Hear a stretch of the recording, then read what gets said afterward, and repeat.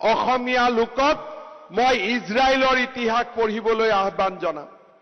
মধ্যপ্ৰাচ্য আৰবৰ চাৰিওফালে এই দেশখনক মুছলমান মৌলবাদীসকলে আগুৰি ৰাখিছে। ইৰাণ, ইৰাক শক্তিসমূহৰ মাজত ইজৰাইলে কেইমুঠিমান লৈ প্ৰযুক্তি, বিজ্ঞান আৰু পৰিশ্ৰমৰ জৰিয়তে এক অভেদ্য জাতিলৈ নিজক ৰূপান্তৰ কৰিছে। মই অসমীয়া যুৱক যুৱতীক অনুৰোধ কৰিম, ইজৰাইলৰ ৰাষ্ট্ৰ গঠনৰ বুৰঞ্জী পঢ়ক। যি ধৰণে ইজৰাইল থিয় হৈ আছে, আমিও সেই ধৰণে থিয় হৈ আছো।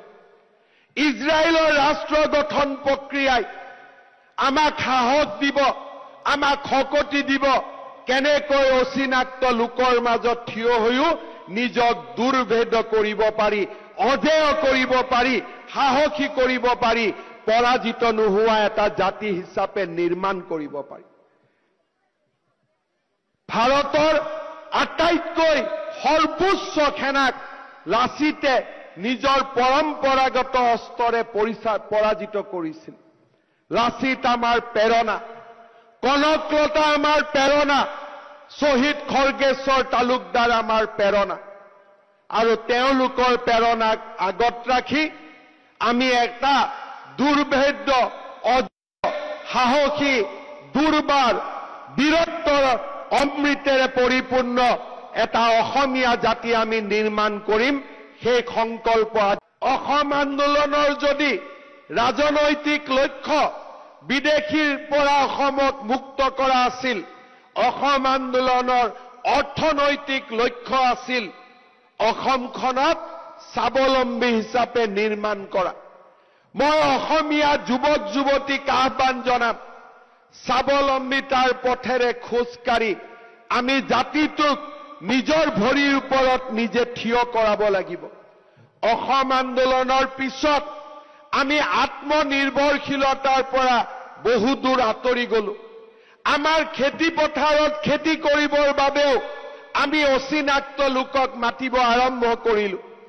আমি যিখন ৰিক্সাত উঠো, আমি যিখন অটো ৰিক্সাত উঠো, আমি যিখন বাছত উঠো, সিও যেন অচিনাক্ত লোকে চলাবলৈ আৰম্ভ কৰিলে। অচিনাক্ত লোকে অসমৰ অৰ্থনীতিটোক নিজৰ হাতলৈ লৈ যাব আৰম্ভ কৰিলে। অসমৰ যুৱক যুৱতীসকলে অসমীয়াক সেই অচিনাক্ত লোকসকলৰ পৰা ৰক্ষা কৰিব লাগিব। আমাৰ মাটি, আমাৰ খেতি, আমাৰ উদ্যোগ আমি নিজৰ ভৰিৰে আকৌ এবাৰ আমি নিজৰ ভৰিত নিজক থিয় কৰাব লাগিব। সেইটো জাতি, যিটো জাতিৰ খেতি পথাৰতো অচিনাক্ত লোক থাকে, যিটো জাতিৰ বাছখনো অচিনাক্ত লোকে চলায়, যিটো জাতিৰ ঘৰৰ দুৱাৰ মুখতো অচিনাক্ত লোকজনে আহি কাম কৰে, সেই জাতিটোৱে বহু দিনলৈ নিজৰ ভৰিৰ ওপৰত নিজে থিয় হৈ থাকিব নোৱাৰে। আবেগেৰে এটা জাতিৰ নিৰ্মাণ কেতিয়াও হ'ব নোৱাৰে। এটা জাতিৰ নিৰ্মাণৰ সৌধ হৈছে পৰিশ্ৰম। আবেগেৰে নহয়, এটা জাতিৰ নিৰ্মাণৰ সোণালী সৌধ হৈছে বিবেক।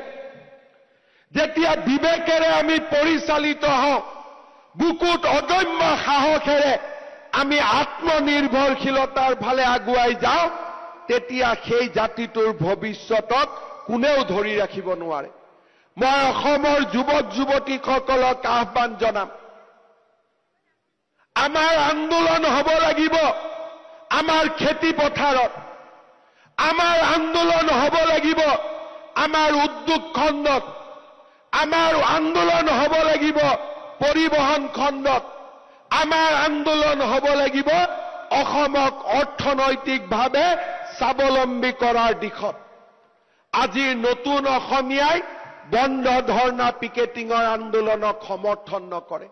সেই আন্দোলন আমাক লাগে, যি আন্দোলনে অসমৰ পৰা অচিনাক্ত লোকসকলক আঁতৰি যাবলৈ বাধ্য কৰিব।